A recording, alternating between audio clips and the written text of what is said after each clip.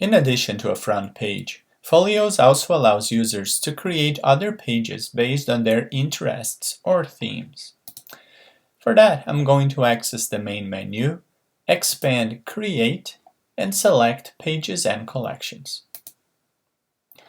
Since I'm creating a new page, I'm going to select Add. In here, I'm going to choose option Page. On the Settings page, the first thing I want to do is to add a name to my page. I'm going to call it Academic Experience. In page description, I'll add a description to my page. I'll then scroll down and expand the Layout menu. Similarly to the front page, now I'm going to select the layout I want my page to have. I'm going to go with this one. I'll scroll all the way down and click Save. Now, the name, the description, and the layout as I selected is showing here. One more thing I can do in Settings is to select a skin for my page to have. For that, I'll scroll down and expand the option Skin.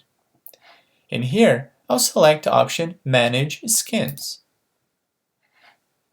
On this page, I can navigate through the more than 500 skins available in the system by using the menu here. After I choose a skin that I like, I'll favorite it. Now that my skin has been added to favorites, I'll go back to the Settings page.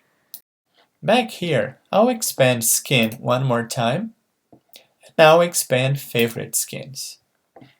In here, I'm going to select the skin that I have just favorited.